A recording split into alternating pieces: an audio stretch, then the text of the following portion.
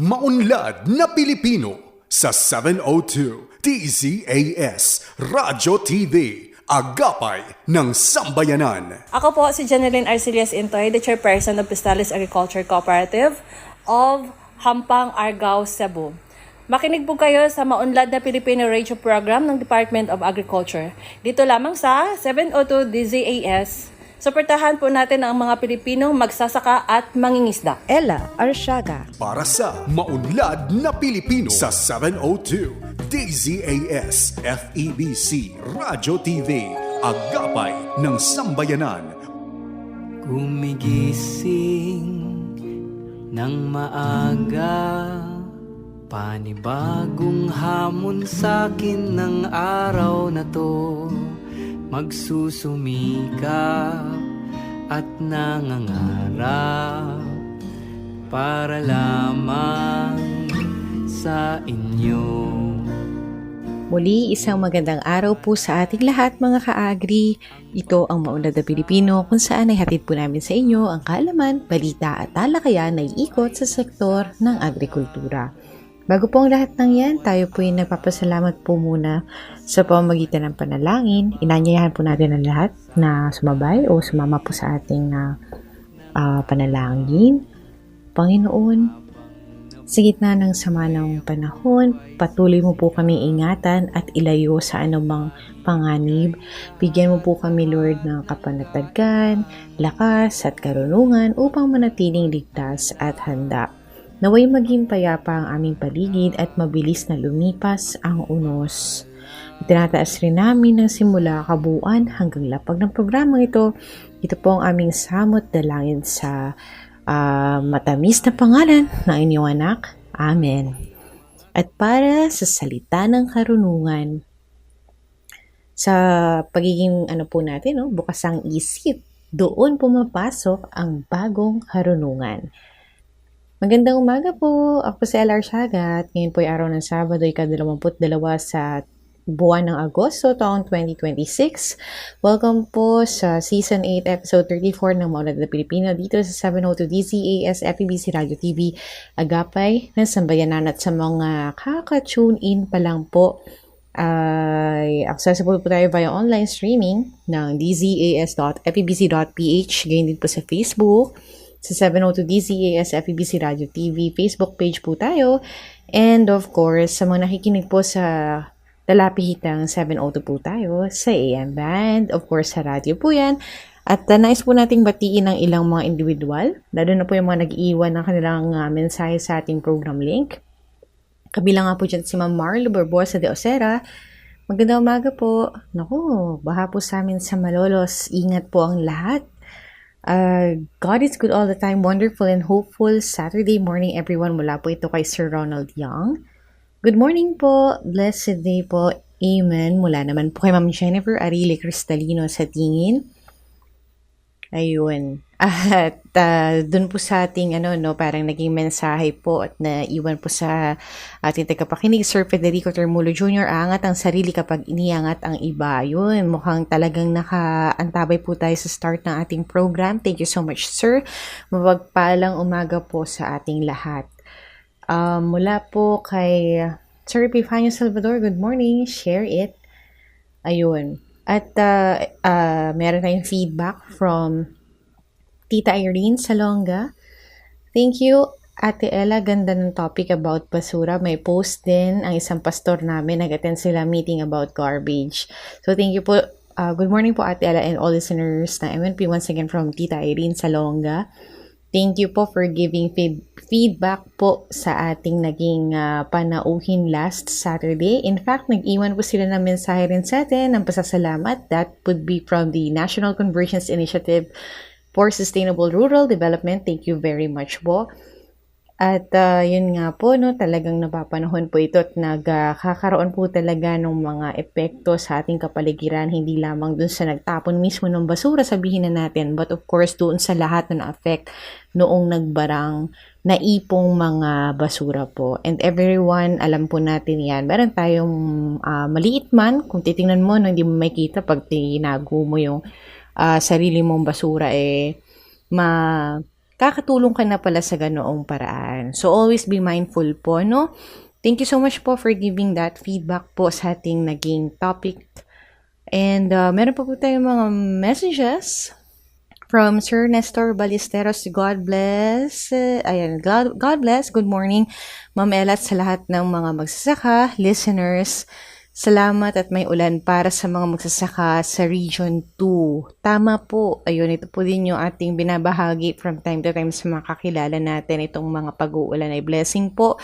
Hindi siguro applicable sa iba na sa syudad lalo na. Pero lalo na po dun sa nahihirapan naman po ng supply po sa, let's say, yung tubig po mismo, sa irrigation po sa ating mga nangangailangan po ng tubig sa mga magsasaka po natin. Nakatulong po yan.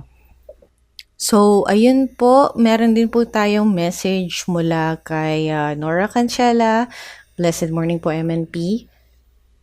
Ayun, magandang araw, Miss Ella, sa listeners ng MNP. Ingat po, mula po ito kay Ma'am Dulce Alicante. At mapagpalang umaga po, MNP, listening from Calizon, Kalumpit, Bulacan, mula kay Ma'am Evangeline Manggubat. Maraming salamat po. At para sa umagang ito, atin pong antabayanan ang ating magiging talakayan kasama agriculturist ng ATI or Agricultural Training Institute sa kanila pong Regional Training Center sa Cordillera Administrative Region. At nagsisilibi rin pong Organic Agriculture Focal Person na si Sir Edwin Dixon. At para po ito sa pagpapalakas ng organic farming through organic agriculture technologies. Katuwang po natin sa segment na ito, maya-maya lamang ang ATI para po sa Agri On Air.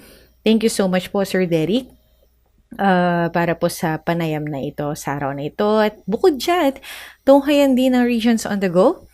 Yan, yung mga farmcasters po natin na eager na i-share po yung mga kaganapan sa kanilang mga rehiyon. Gayun din ang ating unlad komunidad, kung saan ay katuwang po natin dito ang DA Philippine Rural Development Project at ang ating Agri-Trivia segment hatid sa inyo na Agriculture and Fisheries Information Division through its Batid Baninyo. So, syempre, hatid namin yan sa inyo isang oras na hitik sa impormasyong ugnay sa agrikultura. At wala nang patumpik-tumpik pa, narito naman ang ating mga kasamahang farmcasters para sa Regions on the Go. Mas pinalalakas ng Department of Agriculture o DA ang sektor ng paghahayupan sa Cordillera matapos nitong ipagkaloob ang isang swine multiplier farm na nagkakahalaga ng 3.1 million sa pamahalang bayan ng La Trinidad, Benguet.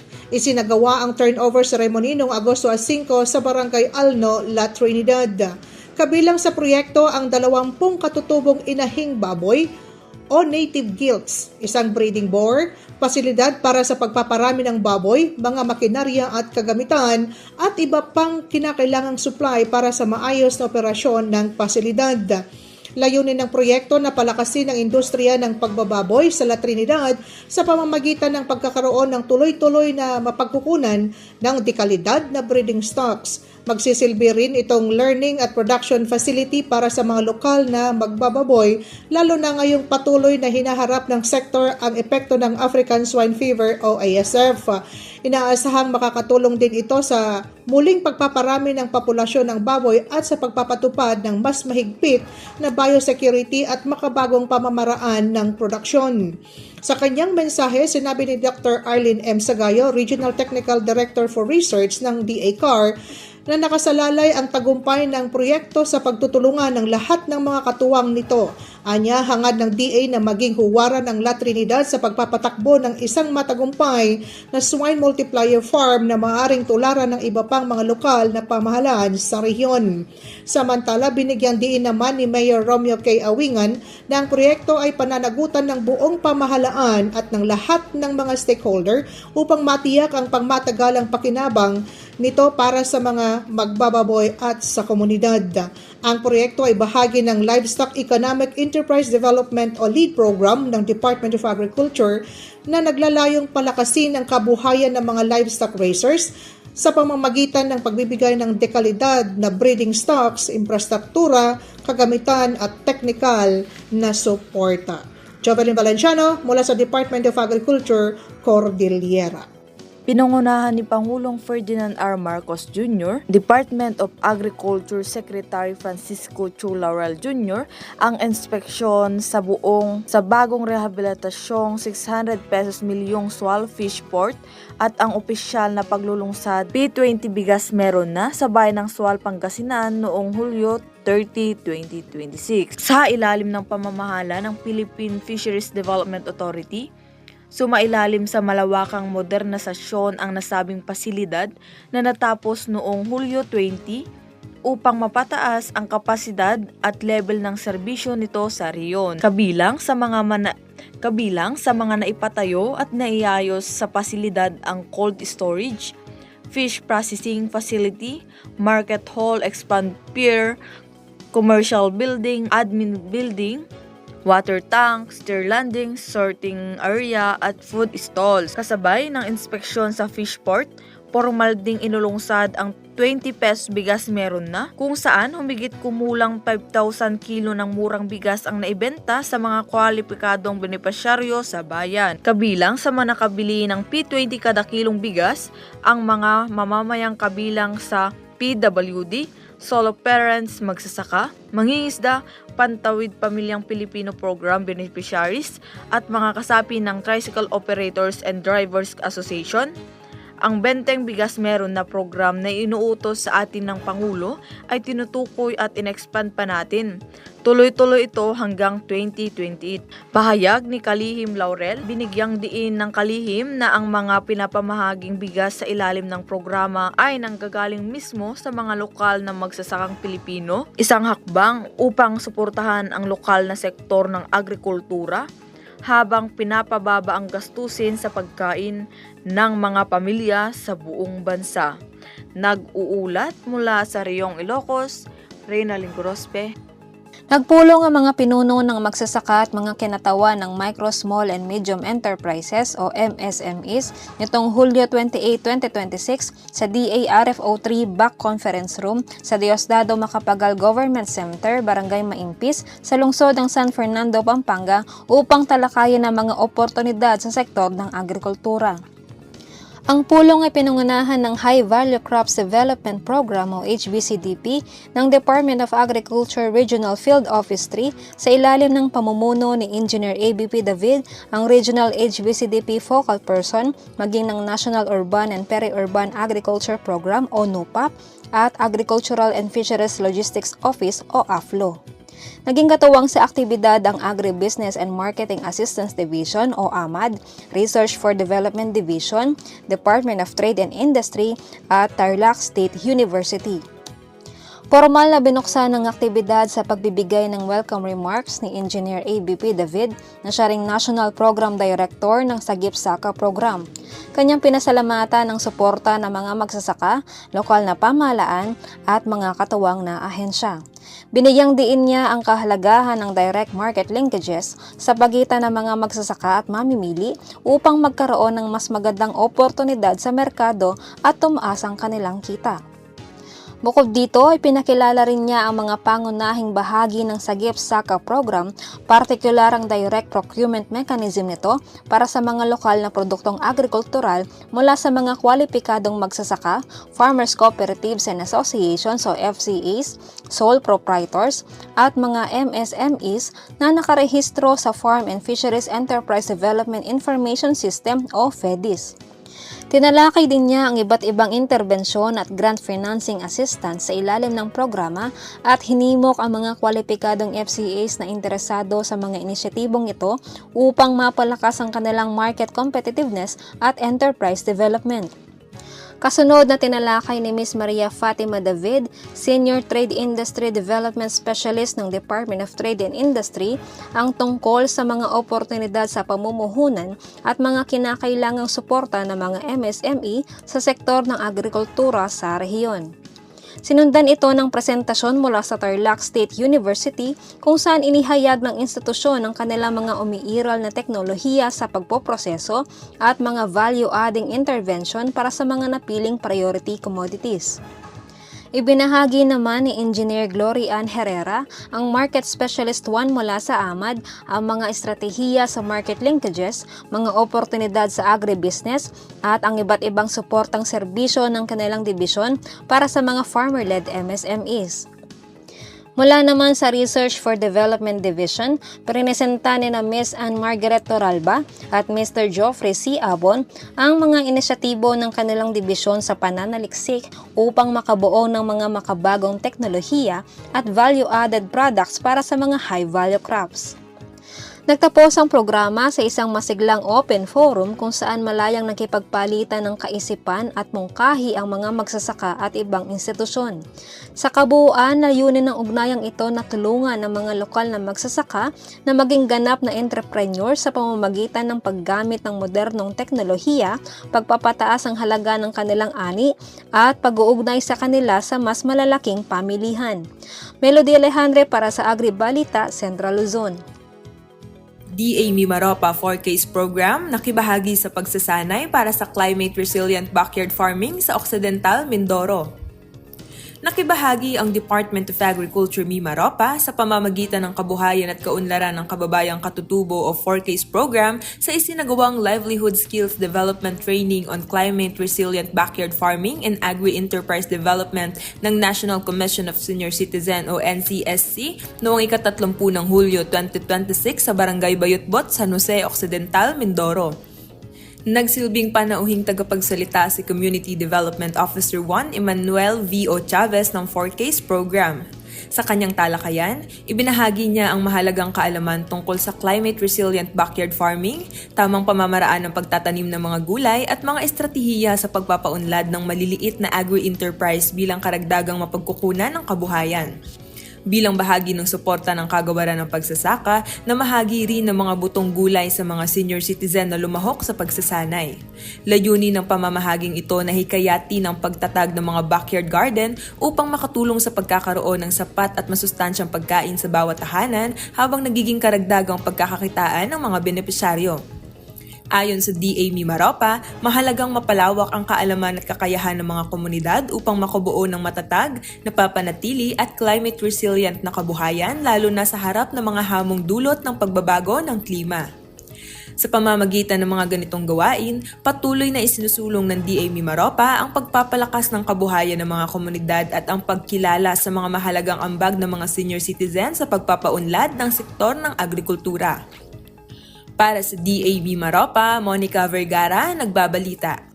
Pinalakas ang industriya ng mais sa isinagawang 90th Philippine National Corn Congress Visayas Cluster na ginanap noong August 10 hanggang August 14, 2026 dito sa Cebu City.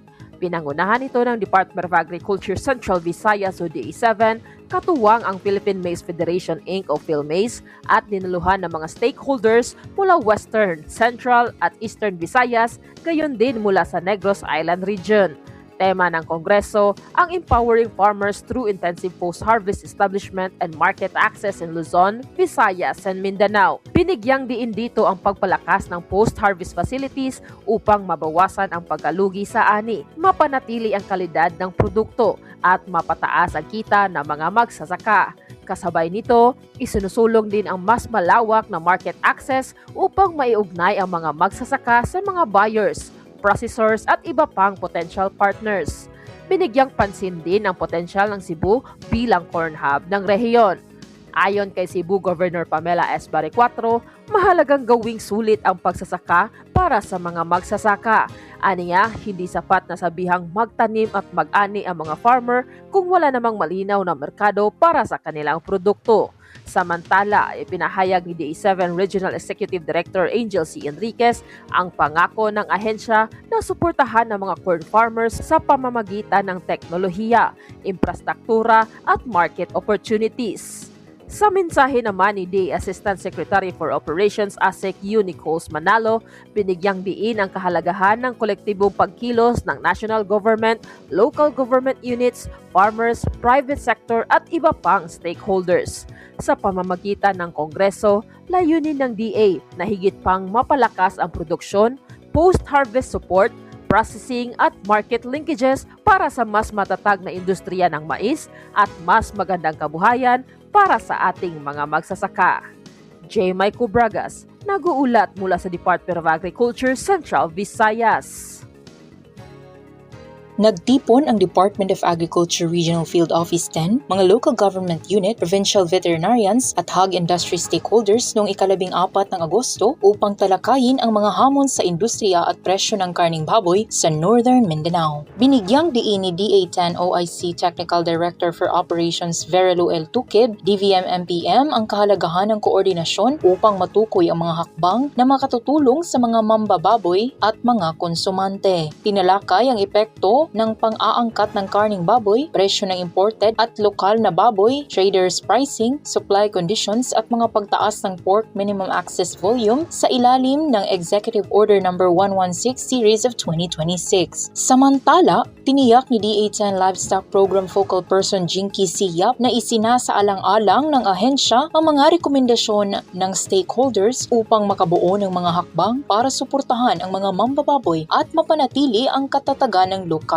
na industriya. Sa kabilang dako naman, karagdagang 1,789 na magsasaka at mangingisda mula sa Initaw na Awan, Mantikaw at Lugait, Misamis Oriental ang nakatanggap ng tig 2,325 na cash assistance sa ilalim ng Presidential Assistance for Farmers and Fisherfolk Program noong 14 ng Agosto. Kabilang sa mga benepisyaryo ang mga magsasaka ng mais at palay na may sakahan ng 2 ektarya pababa at mangingisda na dumaan sa identification at verification ng DA at Bureau of Fisheries and Aquatic Resources o BIFAR. Layunin ng ayuda na maibsan ang epekto ng patuloy na pagtaas ng pangangailangan sa pagsasaka at pangisdaan. Sa kabuuan, mahigit 20,000 na magsasaka at mangingisda sa Misamis Oriental ang makikinabang sa programa, habang nasa 183,391 farmers and fisherfolk sa buong Northern Mindanao ang nakatatakdang makatatanggap ng cash assistance. Inaasahang matatapos ng DA10 ang PAFP payout rollout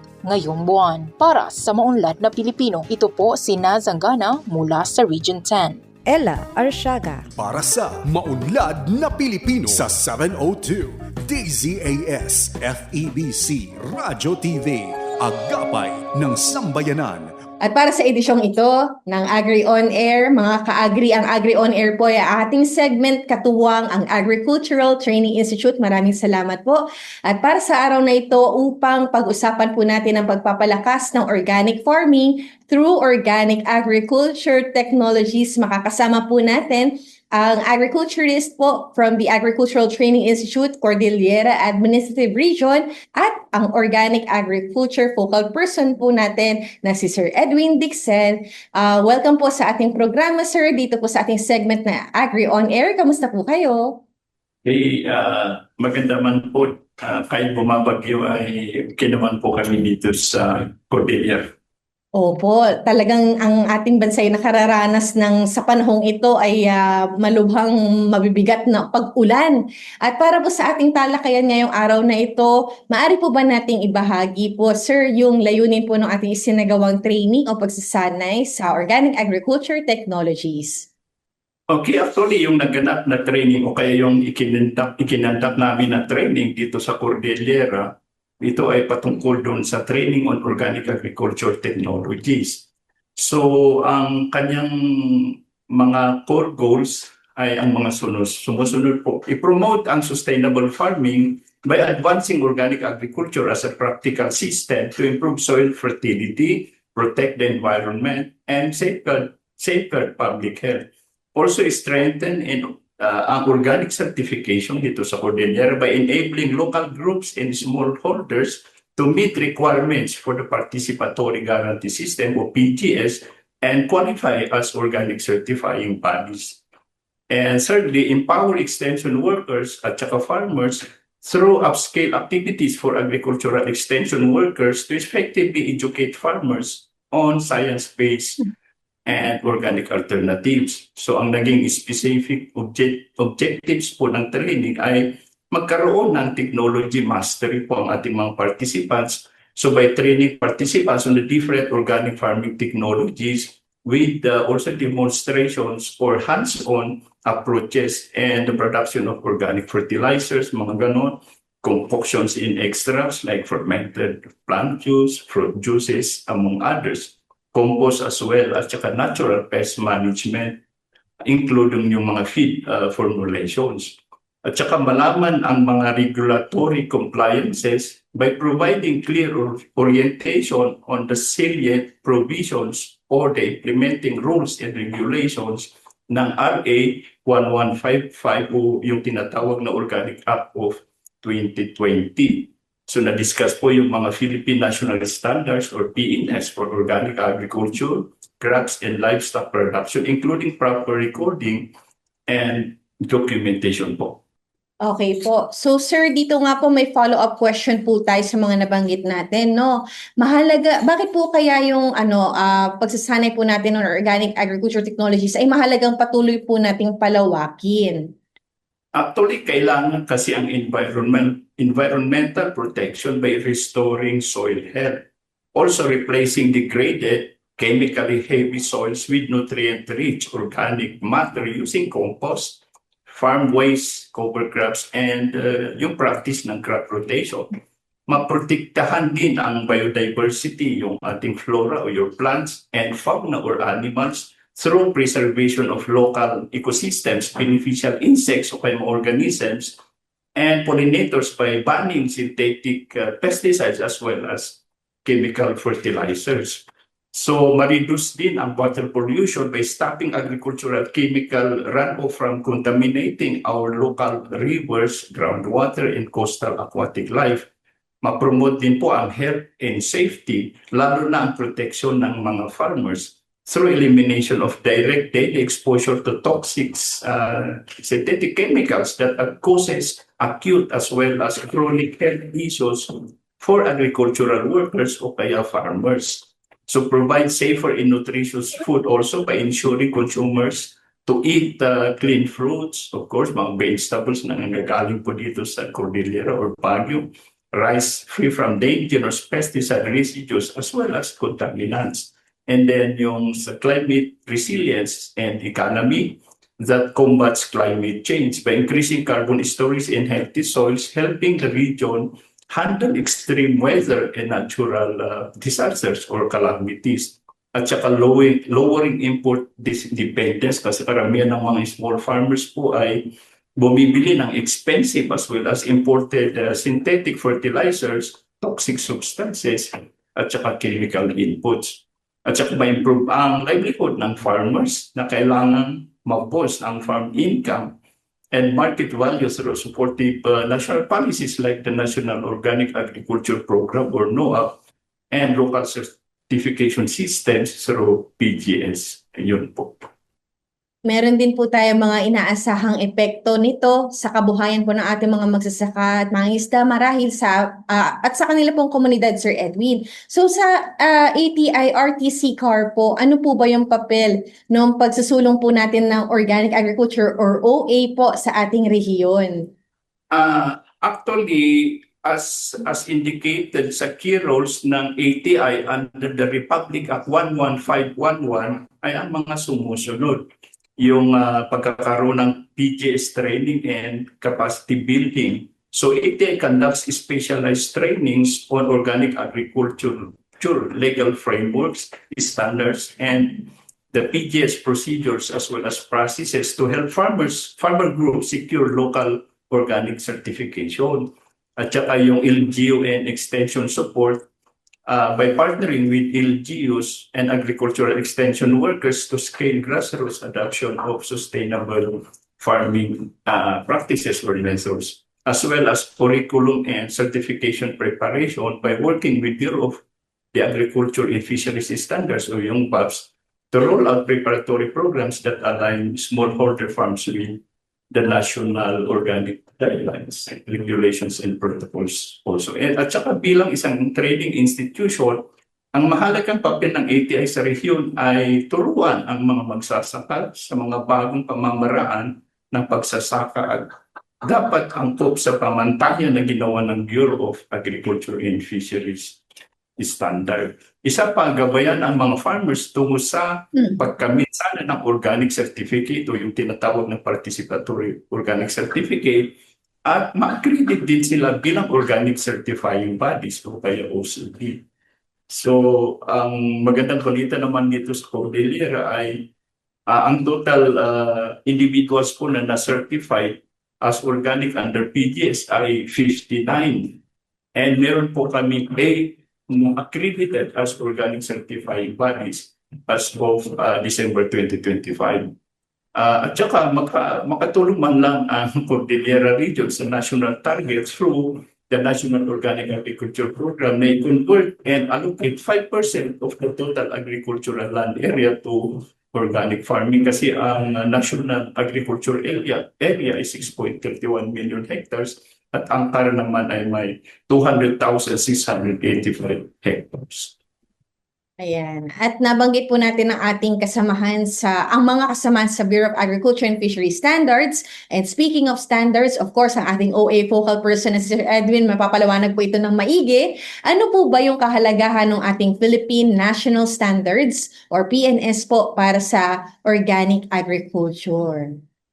Actually, yung kahalagahan ng Philippine National Standards for Organic Agriculture ay magkaroon ng consumer protection and trust that sets clear rules on labeling and production, giving buyers official proof that food labeled as organic is genuinely free from synthetic chemicals as well as GMOs. Meron ding market access by complying with these standards allows local farmers to sell their goods in competitive domestic and international markets. So meron ding environment para sa environmental health where guidelines protect soil, water, and local wildlife by banning harmful chemicals, as we have said earlier, or inputs in promoting natural methods like crop rotation, sana, composting, and other practices.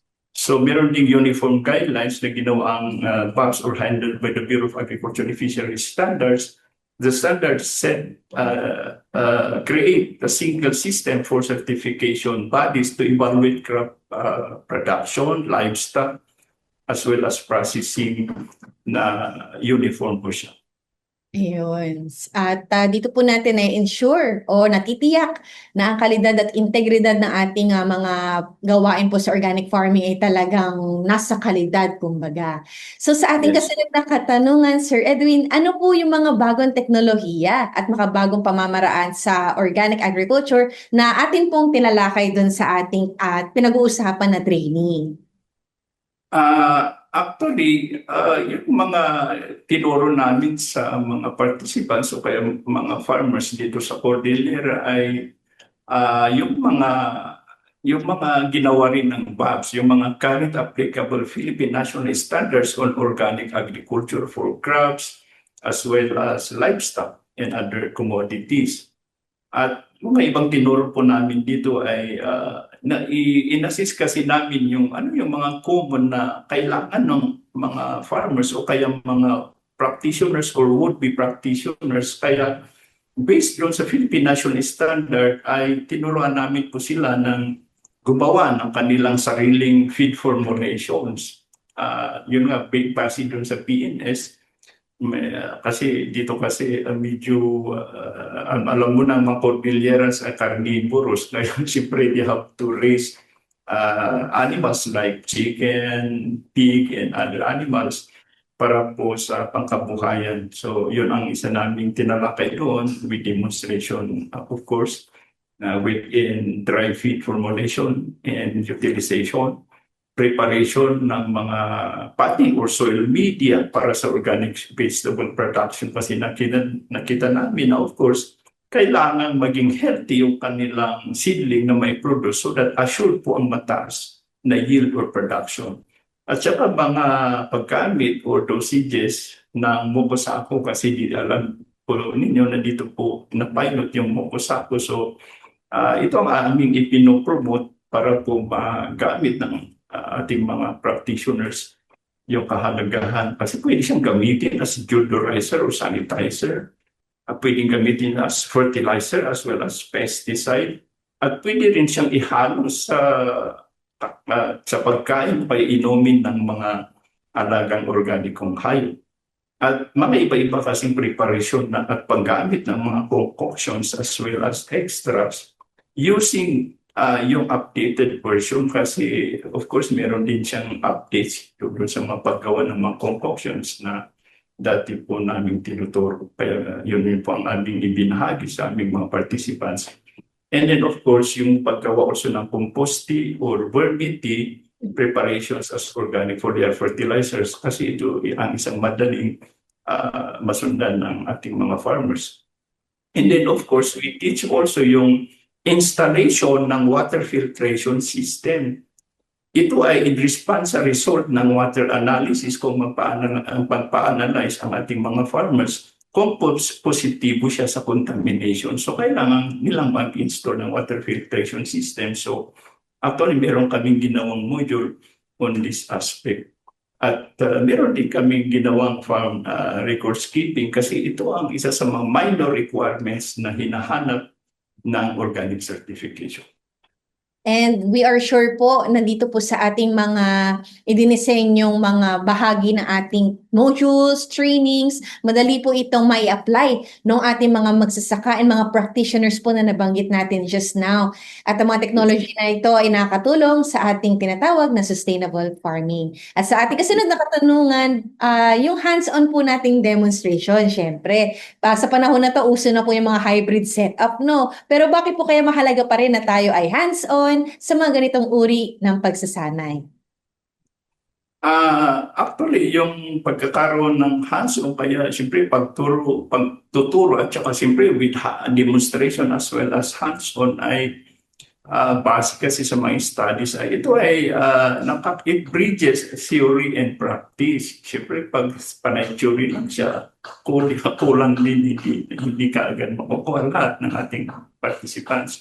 It also improves knowledge retention up to 75% retention rate compared sa standard lectures. It also boosts engagement and motivation kasi sa mga farmers ay nagkakaroon ng interactive participation para ma-break po ang long lectures, yung monotony ng long lectures, keeping learners alert, ma-involve sila and then interested sila na maghilahok.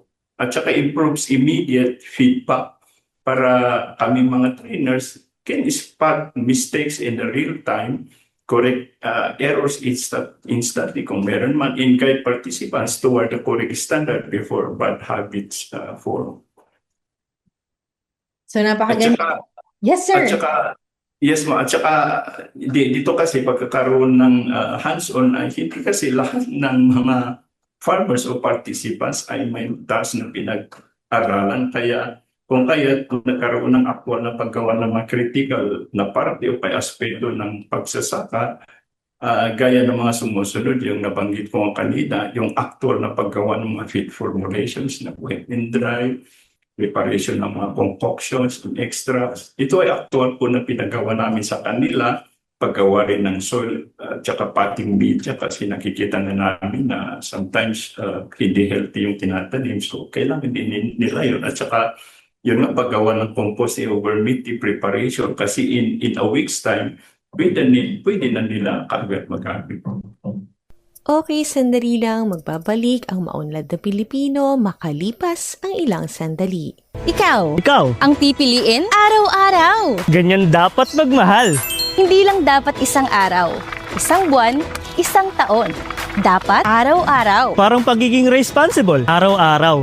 As in everyday, responsible. Paano? Simple lang. Tandaan ang ABC na Be Responsible.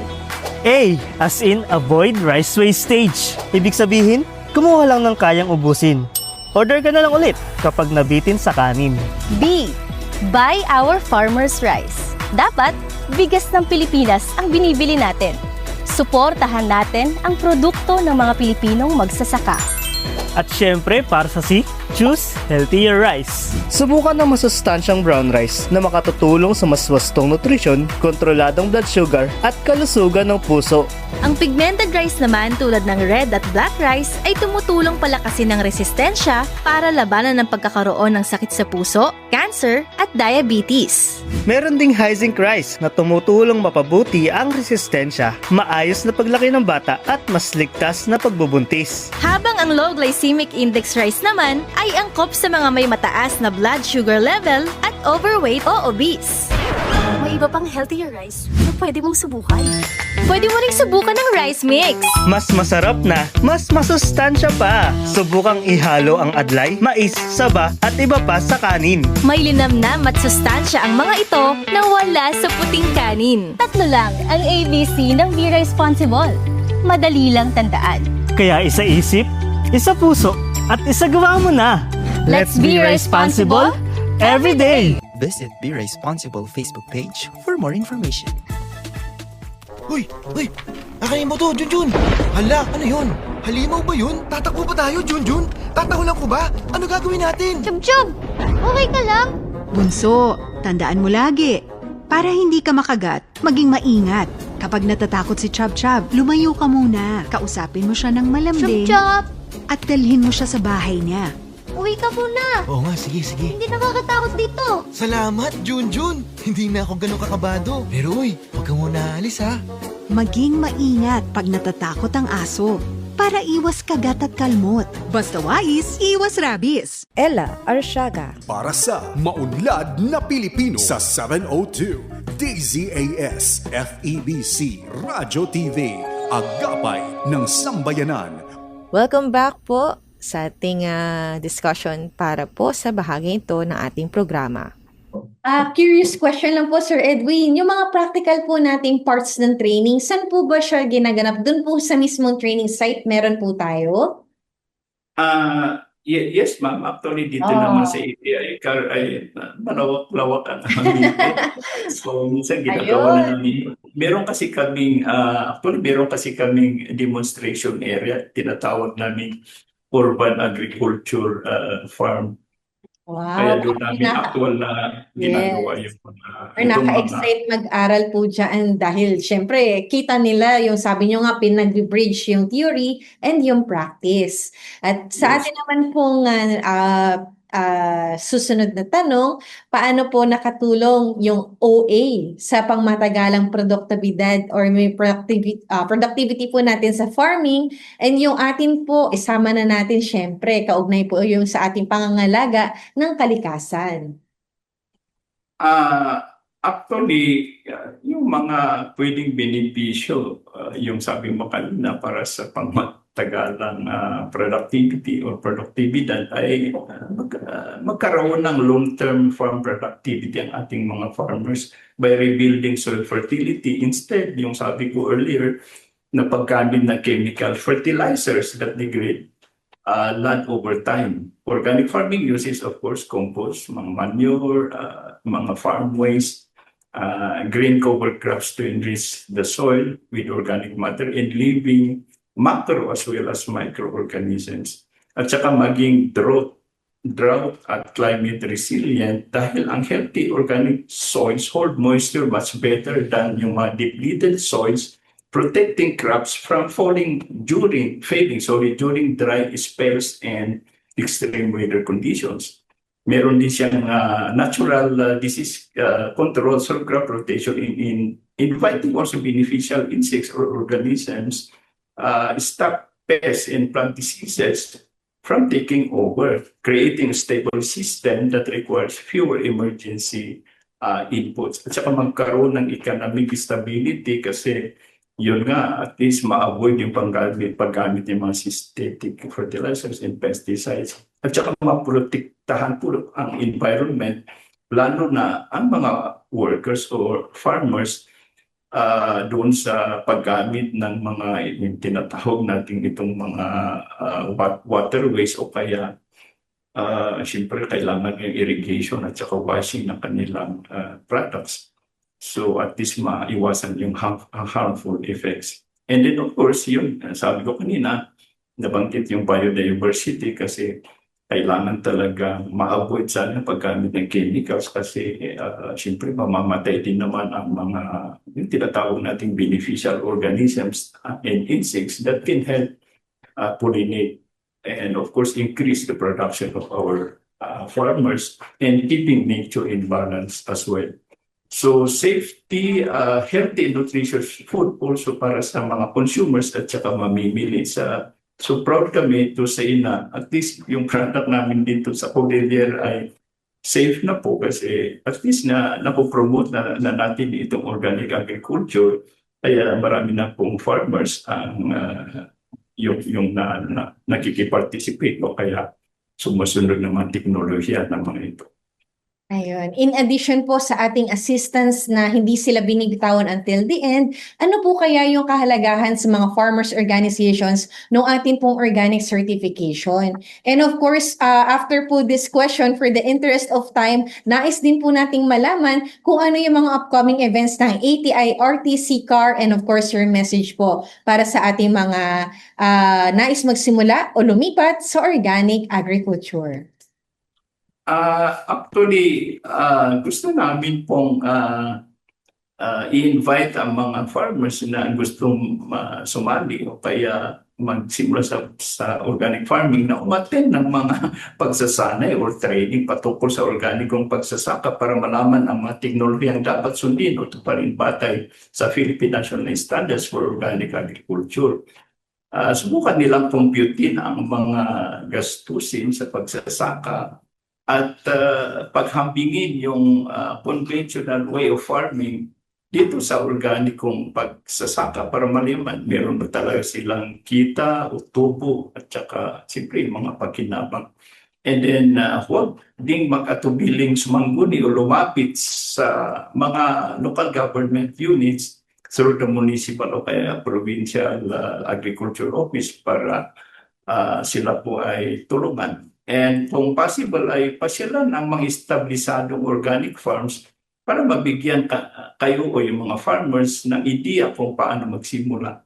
And of course, you can contact also the Agricultural Training Institute, Regional Training Center, Cordillera Administrative Region kung mayroon pang additional information that you need and kung may clarification man kung meron. Ayun. So sir, if you would like to parang invite po yung mga listeners natin, gaano po kahalaga yung ating certification in OA, and of course yung pangkalahatan po natin para dun sa mga maaaring hindi pa convinced na mag-switch po to organic agriculture as we end our interview for this session. Actually, napakaganda pong organic agriculture kasi pagdating sa marketing, marami na pong market outlets ang organic sa mga organic products ng ating mga farmers. Actually, ang kanilang presyo ay mga twice to thrice the price ng mga conventional na products. So isa po yun. And then of course, pwede po silang maka-access ng mga interventions from the different agencies like our mother agency, the Regional Field Office, na nagbibigay po ng livelihood para sa mga interesadong mag-organic farming. But anyway, secondary, ano po yun, na pwedeng i-incentive para sa mga organic practitioners. But pagdating sa organic farming, actually, yun nga sabi natin kanina, na maging safe po ang product, siyempre healthier as well as nutritious para sa kanilang family rin at saka sa mga mamimili.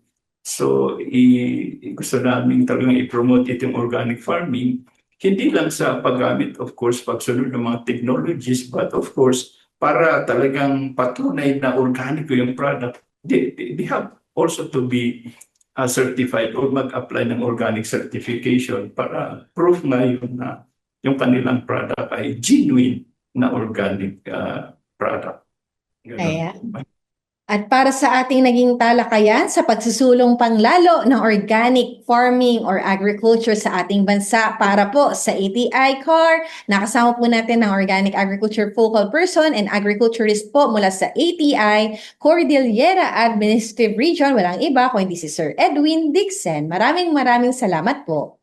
At sa bahaging ito, kasama natin ang Philippine Rural Development Project. Narito ang Unlad Komunidad at makasama natin si LVT Estacio, manunulat ng RPCO CAR para sa araw na ito.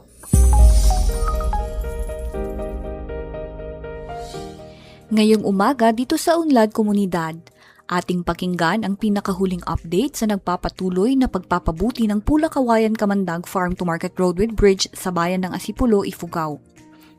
Unang naaprubahan at sinimulan ang proyektong ito noong 2017 sa ilalim ng DA-PRDP Original Loan.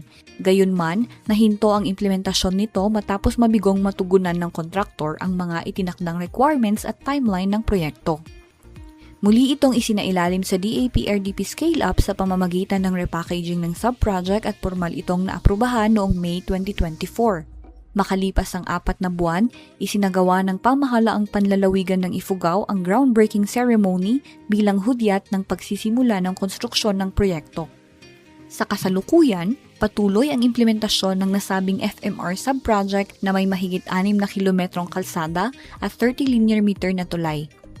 Batay sa pinakahuling datos, umabot na sa 79% ang kabuuang physical accomplishment ng proyekto.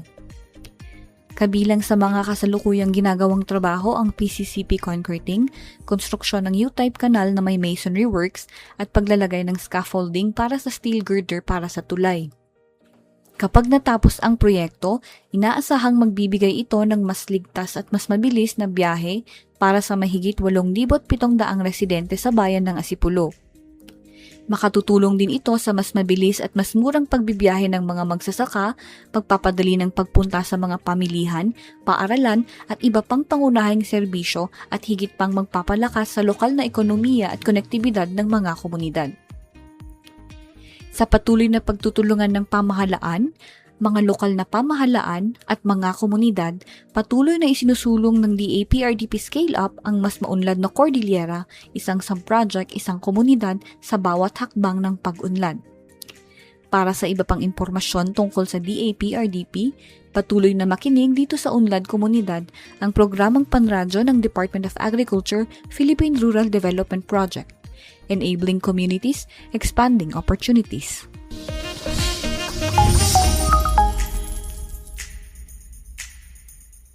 Maraming salamat, LV Estacio. Abangan pa ang mga inihandang bahagi ng DA-PRDP tutok lang sa Unlad Komunidad dito sa Maunlad na Pilipino 702 DZAS. At ano kaya ang ating bagong baong kaalaman? Hatid po sa atin ni Binibining Ira Cruz ang ating Agri-Trivia segment. Happy Saturday mga ka-agri! Batid ba ninyo na ang ube ay hindi lamang paboritong sangkap sa mga kakanin at panghimagas ng mga Pilipino? Ang ube o purple yam ay isa ring produktong agrikultural na may malaking potensyal na makapasok sa mas malawak na pamilihan maging sa ibang bansa. Bukod sa katangiang kulay lila at kakaibang lasa nito, maaaring gawing iba't ibang value-added products ang ube, mula sa mga panghimagas at pastry hanggang sa iba pang processed food products. Sa Pilipinas, tinatayang nasa 50 hanggang 60 metrikong tonelada bawat operator ang kasalukuyang produksyon ng ube. Ngunit ayon sa mga stakeholder, maaari pa itong mapataas sa pamamagitan ng mas maayos na koordinasyon sa supply at mas malawak na access sa dekalidad na planting materials at hilaw na ube. Kaya naman binuo ang United Ube Philippines Association Incorporated, isang pambansang samahan na naglalayong pag-isahin ang mga magsasaka, processor, trader, exporter, mananaliksik at iba pang katuwang sa industriya. Layunin nitong palakasin ang industriya ng ube at gawing mas organisado, mas kompetitibo at mas handa para sa export market. Batid ba ninyo ang ube ay maaaring hindi pa sa paborito nating panghimagas, maaari din itong maging isang produktong Pilipino na makilala at pumatok sa pandaigdigang merkado. At iyan ng ating Agri-Trivia segment, ang Batid ba ninyo? Magandang umaga, ito po si Ira Cruz. Maraming salamat. Muli ay nagkaroon kami ng oportunidad na kayo aming mapaglingkuran sa pamamagitan ng programang Pangradyo Maunlad na Pilipino. Ito po hatid sa inyo ng Department of Agriculture, Agriculture and Fisheries Information Division. At para po sa pagkain kaisipan, mula sa aklat ni Isaías, Kabanata 45, talata 23. Ako ay tapat sa aking pangako at hindi magbabago, at tutuparin ko ang aking mga pangako. Lahat ng tao ay luluhod sa aking harapan at mangangakong sila'y magiging tapat sa akin. Mula po sa Department of Agriculture, inyo pong napakinggan ng edisyong ito ng Maunlad na Pilipino dito sa 702 DZAS FEBC Radio TV Agapay ng Sambayanan na mahimpilan sa Ortigas Center, Pasig City at kasapi po sa kapisanan ng mga broadcaster ng Pilipinas. Nagpapasalamat po kami ulit sa aming DZAS family na katuwang sa episode na ito at sa lahat ng episode na hatid namin sa inyo. At gayon din po sa inyong mga tagapakinig, sa mga nakinig po habang nagpe-prepare ng breakfast, naglilinis ng kanilang mga bahay sa ganitong oras. Ano po yung mga exercise, ano po natin dyan? Kumbaga, rekutitos, sabi nga ni Binibining Ira Cruz. Ay maraming salamat po dahil ginawa nyo pong kasama ang MNP sa umaga po ninyo. Magbabalik kami ulit next Saturday. Samahan nyo po kami ulit sa ganap na ika-alas 5 hanggang alas 6 ng umaga. At syempre, kasama pong lahat namin katuwang sa programang ito. Kabilang po ang aming DA AFID ng mga kasamahan, mga Rafis, yan si Ma'am Ira Cruz, ito po ang Maunlad na Pilipino. Hanggang sa muli po, magtanim ng pangarap, mag-ani ng tagumpay para sa masaganang bagong Pilipinas.